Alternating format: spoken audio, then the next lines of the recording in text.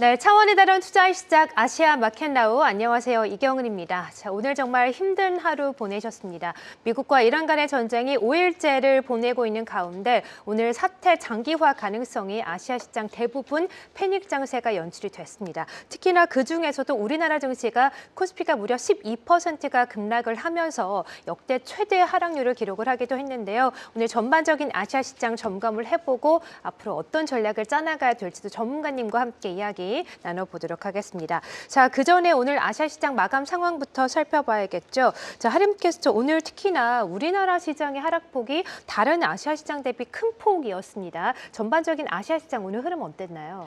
네, 말씀을 해주신 것처럼 오늘 아시아 증시 전반이 파랗게 질린 가운데 우리 시장의 낙폭이 상당히 큰 모습이었는데요. 먼저 좀 전에 마감을 한 중국 시장 마감 상황부터 살펴보시죠. 오늘 중국 3대 지수 여전히 하락 마감을 한 모습이었습니다. 상해 종합지수부터 살펴보시면 이 하락 출발한 가운데 장중 내내 지지부진한 모습을 보이다가 1% 약세로 거래를 마쳤고요. 선전 성분지수 역시 이 하락 출발한 가운데 장중 한때 상승 전환하는 모습을 잠시 보이기도 했습니다. 다만 곧 다시 하락 반전하면서 0.7%대 약세로 거래 마치는 모습이었습니다. 이 대형주 벤치마크 지수인 CSI 300 지수가 1.14%대 빠지는 모습이었고요. 이 기술주들의 비중이 높은 차이넥스 지수 역시 오늘 시장에서는 1.4%대 하락세를 보였는데요.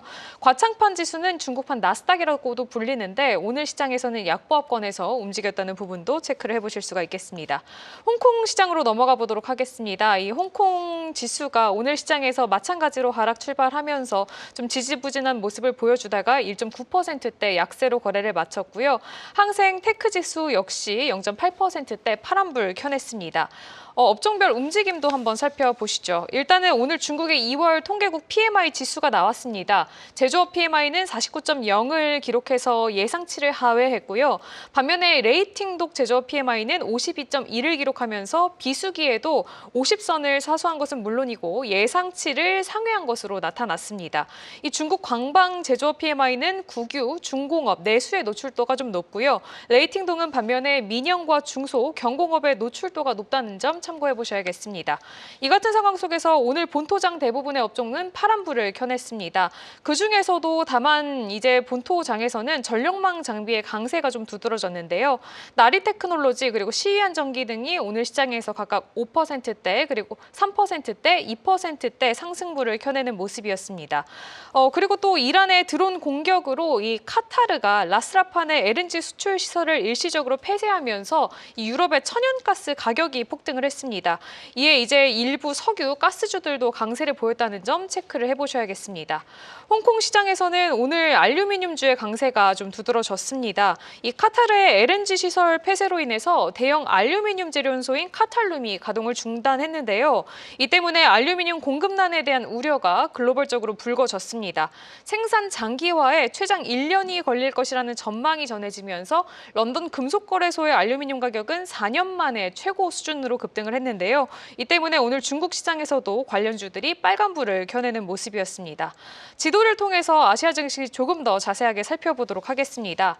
아시아 증시 전반이 약세를 보인 가운데 오늘도 우리 시장이 가장 짙은 파란불을 켜냈습니다. 일단 코스피 살펴보시면 12%대 급락세를 보였고요. 니케이 역시 3%대 어제에 이어 오늘도 큰 낙폭을 보이는 모습이었습니다.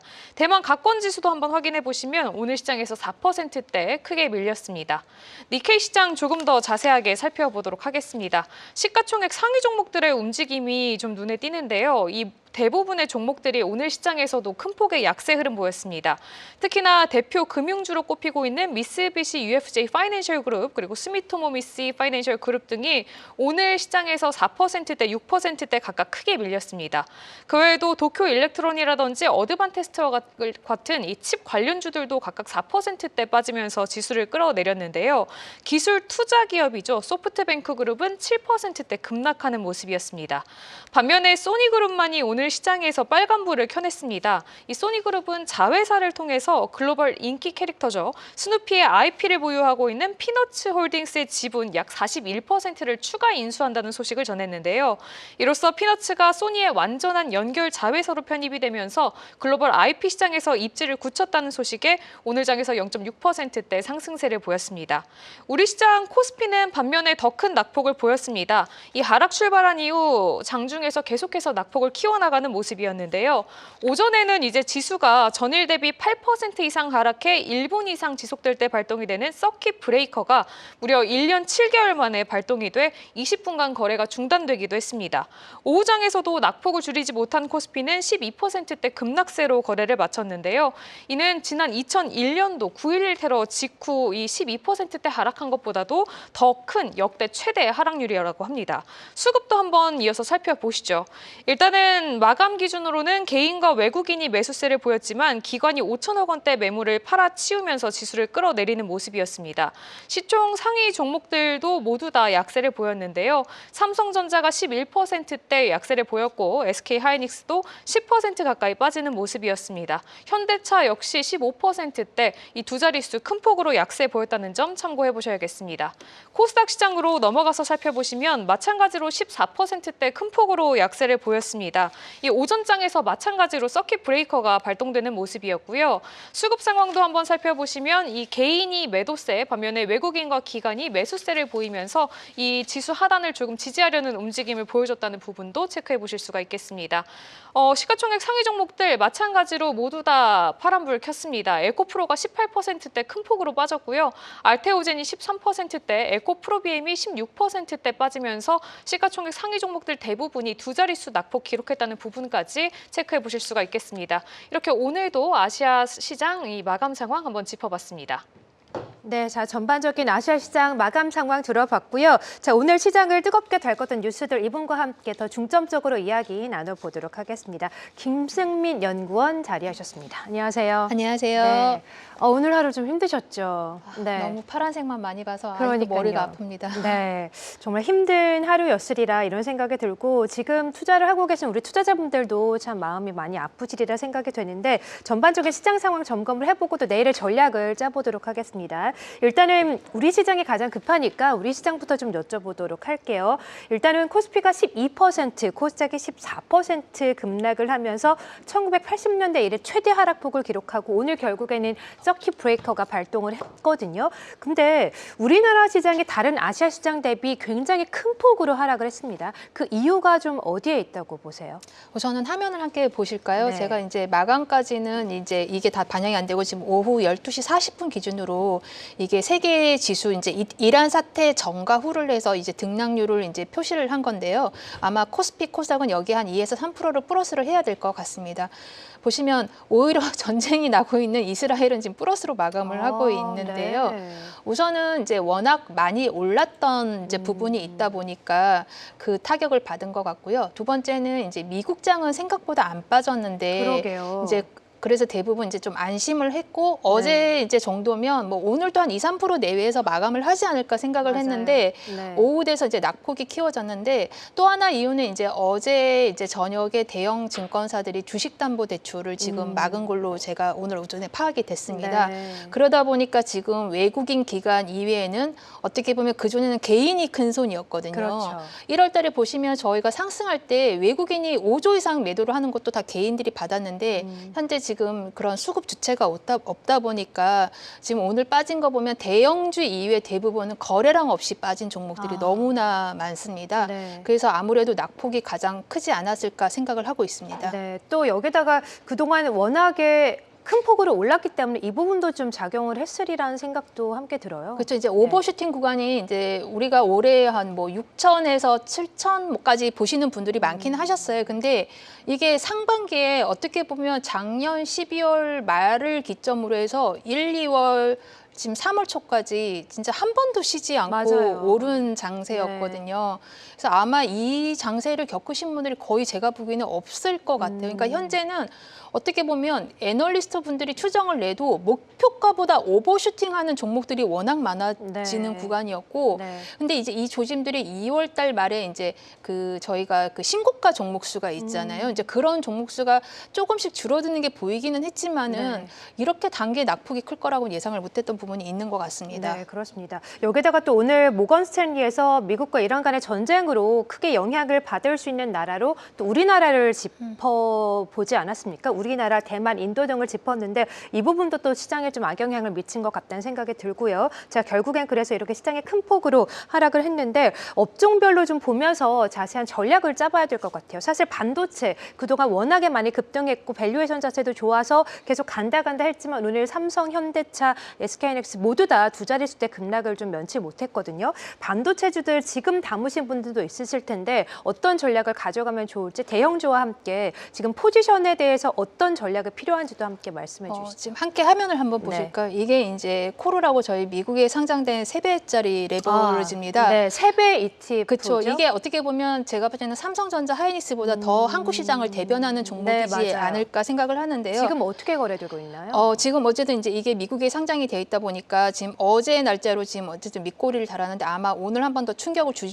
것 같기는 합니다. 하는데 삼성전자, 하이닉스는 뭐 어떻게 보면 그냥 우리나라 증시 시장을 이끌었던 종목들이기 때문에 이제 조정받는 거는 저는 이제 좀 당연한 부분이긴 한데 지금 시점에서 이제 저도 오늘 이제 여러분과 같은 투자자다 보니까 고민을 한 게 솔직히 시장이 반등할 때 뭐가 오를지는 저희도 아무도 몰라요. 그거는 첫날 반등할 때 어떤 섹터가 몰리는지를 저희가 보고 판단하는 건데 그래서 저희도 오늘 오후에 제가 저희 같이 투자하는 동료들하고 저희는 코스피하고 코스닥 2배 레버리지를 담았습니다. 오히려 종목에 베팅하시는 것보다 제가 봤을 때는 인버스나 지수에 하시는 게 반등이 나오면 좀 단기 바닥을 좀 찍었다라고 생각을 저는 하시는 이제 거예요? 한 번 더 충격을 받는다 그러면 5천 이하 잠깐 찍을 수는 있겠지만은 오늘 막판에 외국인들의 선물이 다 플러스로 마감이 된 거 보면 거의 막바지 다 오지 않았는가 생각을 하고는 있습니다. 그래요. 아니 그래서 최근에 많은 분들이 지금 워낙에 5천대까지 내려왔기 때문에 지금 시점에서 분할 매수 전략이 유효하다 이런 얘기도 나오던데 지금 분할 매수 전략이 유효한 거야 아니면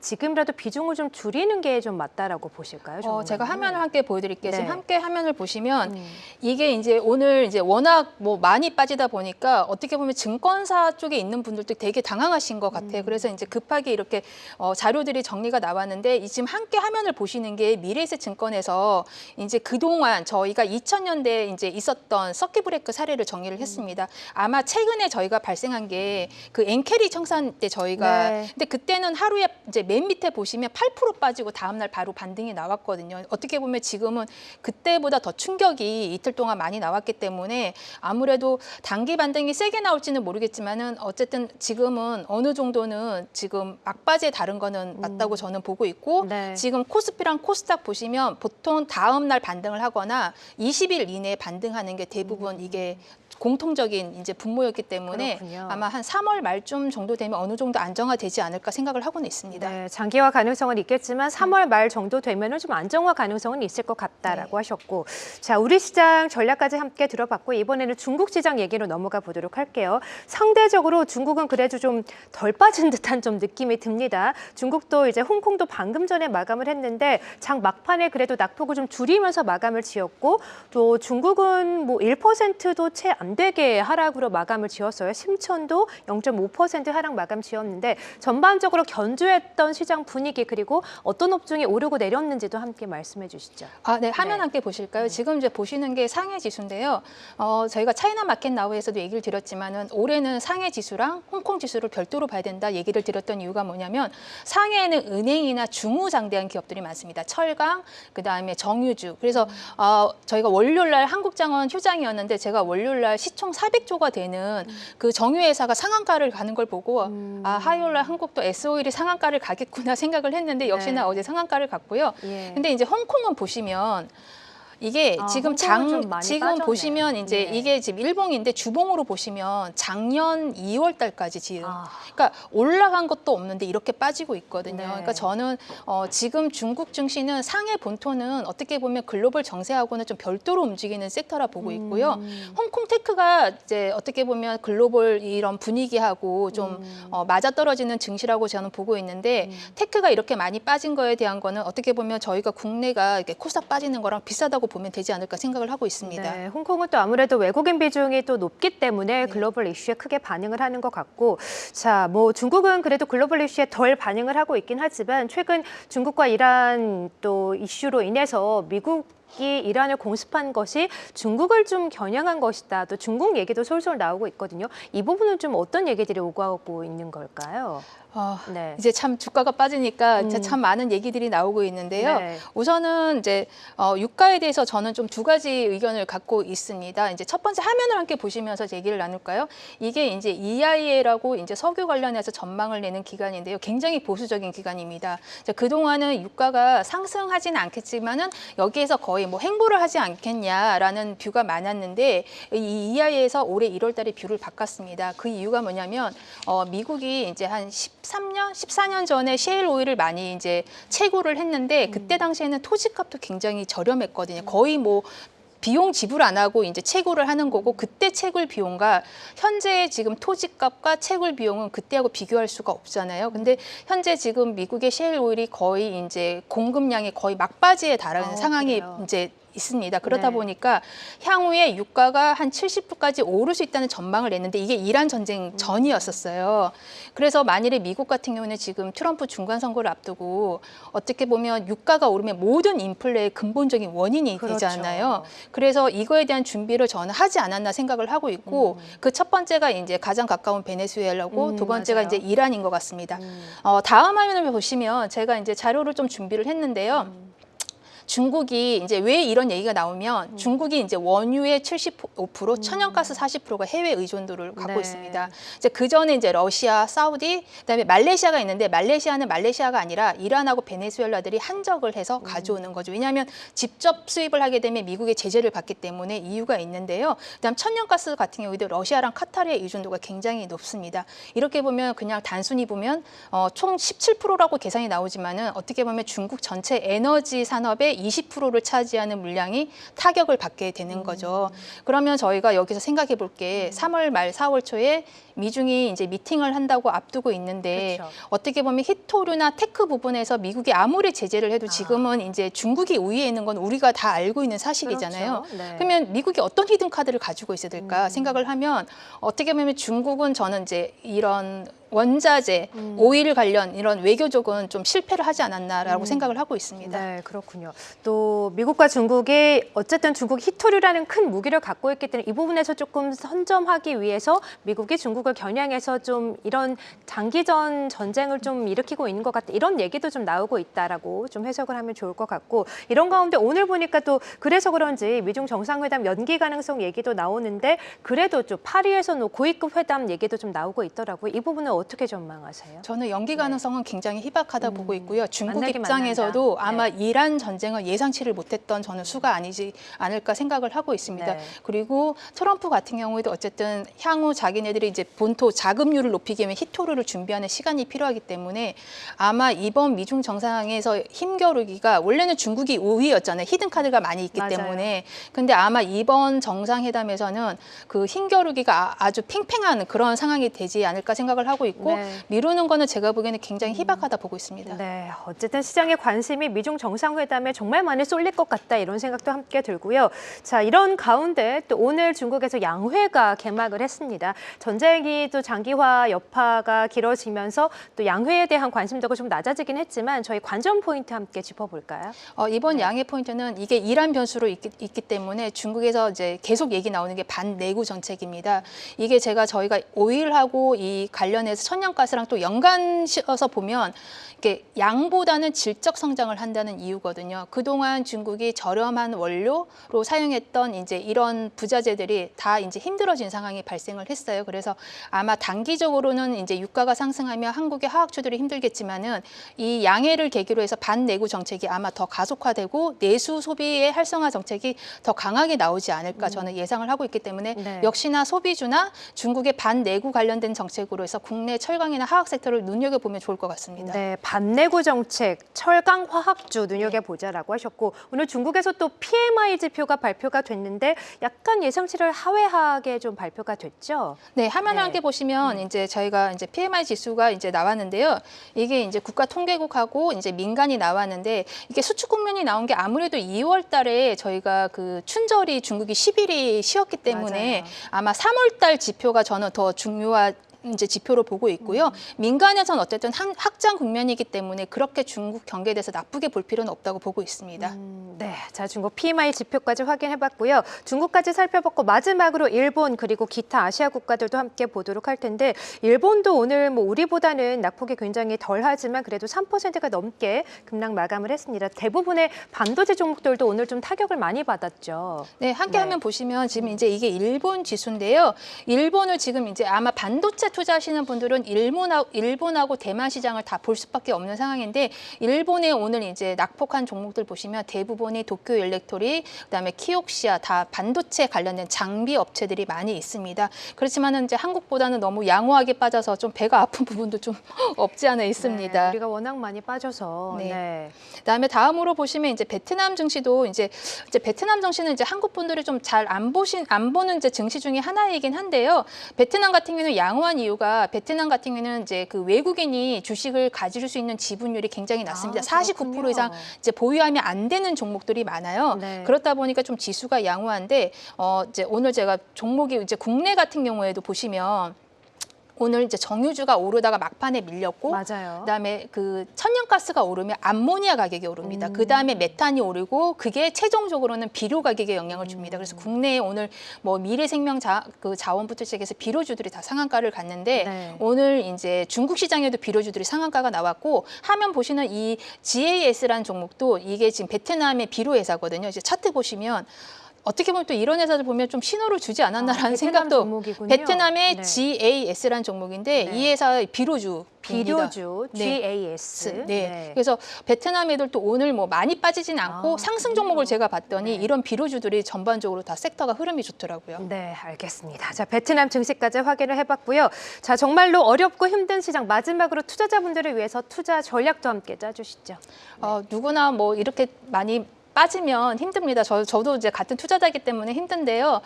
예상치 못한 항상 저희가 그 하락장은 예상치 못할 때 오는 것 같아요. 맞아요. 올해 다 공통적으로 상반기만 주식하고 하반기 시장은 분위기였는데 상반기 때 일이 어떻게 보면 먼저 매를 맞았기 때문에 어떻게 보면 좀 편안하게 주식을 지금부터는 좀 홀딩해서 가져갈 수 있는 또 기회가 되지 않을까 생각을 하고 있고 네.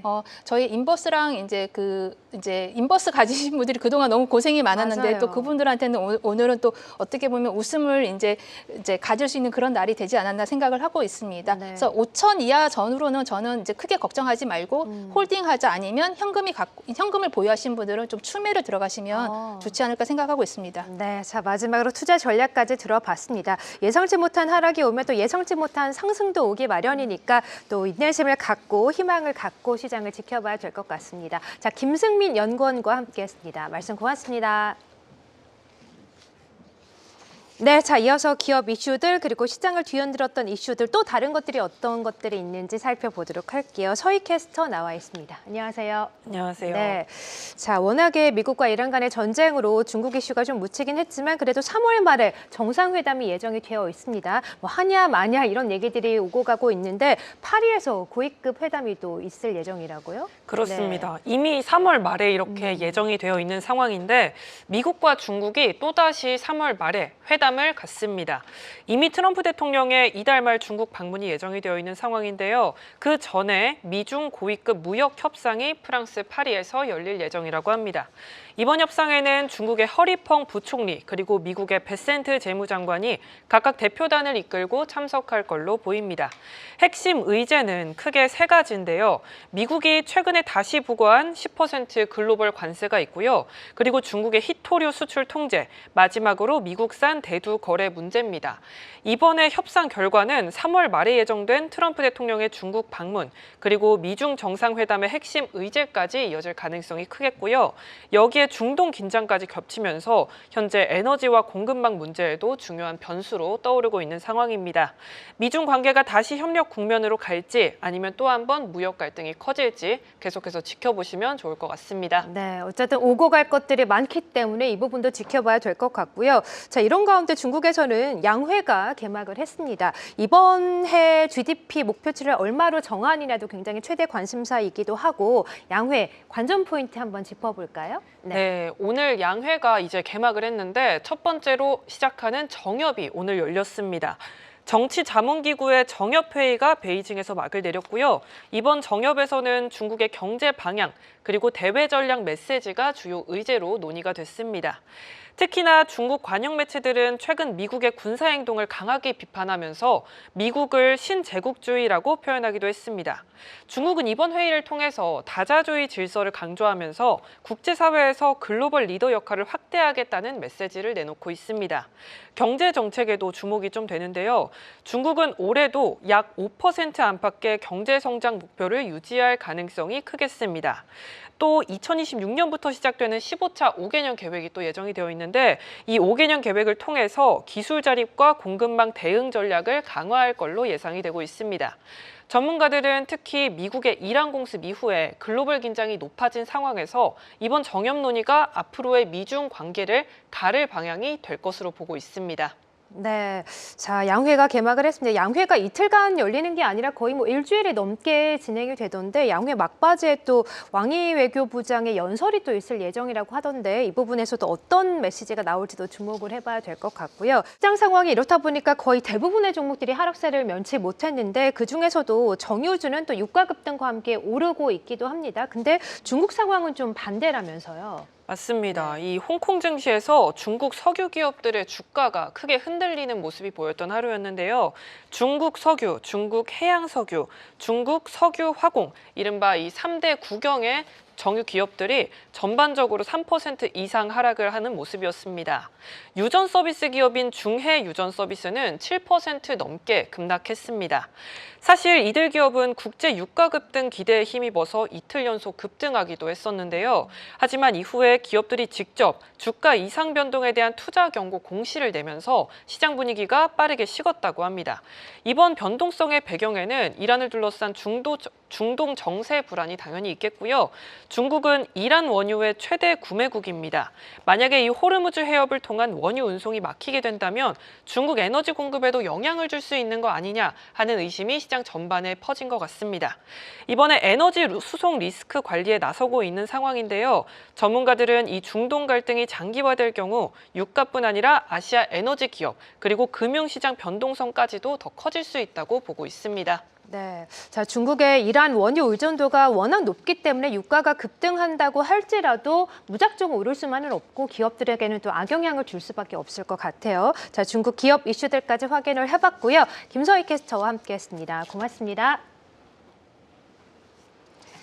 네, 아시아마켓나우 저희가 준비한 소식은 여기까지입니다. 내일은 조금 더 희망찬 시장이 열리기를 기대해 보기로 하겠고요. 저희는 여기서 인사드릴게요. 시청해주신 여러분 고맙습니다.